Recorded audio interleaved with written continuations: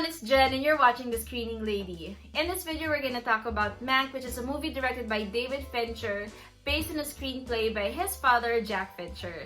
It's actually a story about this writer from the classic era of Hollywood and how he developed the screenplay for Citizen Kane, which is apparently the greatest film of all time according to my film class, and basically the first essay I ever had to write about in that class.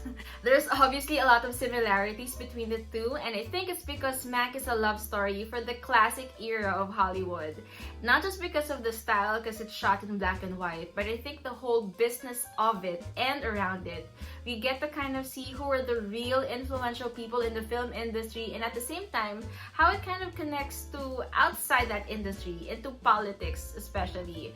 And frankly, it was a really nice surprise for me to see Bill Nye the Science Guy here. I've never really heard that he was having a cameo here, but I recognized his voice first instead of the profile that he was as Upton Sinclair. But anyways, two things really stood out for me in the film. One is a person, and for the limited screen time that he had, I think Charles Dance stole the freaking show. And I'm sure he must be a really nice guy in person, but he's just such a Lannister that you love to hate. And I like seeing him in roles like this. And as William Randolph Hearst, you know that he has some sort of eerie, sinister vibe in it, and I think I really saw it at this particular scene where, Gary Oldman as Mank just barges into one of William Randolph Hearst's crazy, extravagant dinner parties, and he comes in there pitching the story about Citizen Kane, sort of passively insulting Hearst, of course. And while, Gary Oldman goes all out in his performance, it was Charles Dance just sitting there, staring at him and watching him in this very controlled, sinister way. And I don't know how much screen time he had, but I really enjoyed every second that Charles Dance is in there. But apart from Charles Dance, I think I equally love the sound design in this film. I think maybe a little bit more. It's just that, as I was tinkering around with my speaker at first, I thought there was something wrong. But then, as I found out later on, everything was intentional. According to an interview of David Fincher and their sound designer, Ren Kleiss, they really wanted to make us feel like, quote-unquote, it was a movie we'd find in Scorsese's basement on its way to restoration. I love it, especially now when films continue to evolve. If not in terms of screen, then lately in terms of sound. I think I will never step into a theater anytime soon, but I am grateful for experiences like this that lets the theater enter my room instead, or my home.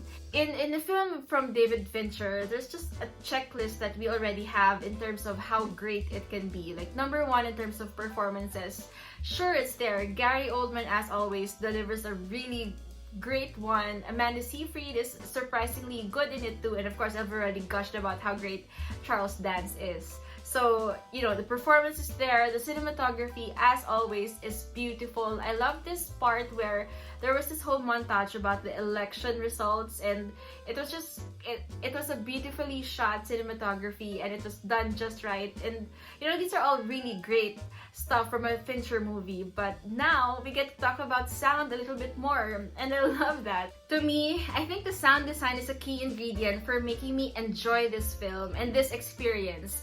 And it felt like I was watching an old film because I was listening to an old film as well. It's not just some random record scratches here and there that you would normally get, but everything about it. According to an article that I read from Variety, they even use like real old microphones to get the whole feel of a theater vibe from the 40s or the 30s. And if you watch it again, everything audible was sensible. So we've got the atmospheric value, we've got this really cool ambient scoring from the partnership with Trent Reznor and Atticus Ross, already being friends with Fincher and all.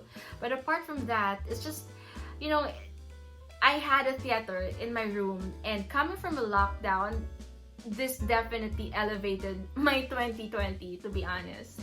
Having said all of that though, I feel like Mank isn't really for everyone. I obviously love it, of course, but for some people it might be totally different from their usual Technicolor extravaganza, what have you. And I don't think people say Technicolor anymore, it's 4K, right? But anyways, I think it can also be a bit distracting, especially if you've seen Citizen Kane before. You'll see a lot of similarities and parallelisms again. But as soon as you can get over it, I feel like what stood out for me is, you know, the core story again. In this case, I feel like it's about a man's self-destruction. It's slow and painful self-destruction, and how you can find a magnum opus in that path. And if you're on that path, you do whatever you can to preserve your name in this creation. It's still on Netflix, you guys, so if you have the time, please go and watch it, and it's gonna be a great experience. And thanks for sticking around this time. As always, like and subscribe to this channel, and I'll see you guys next time. Bye!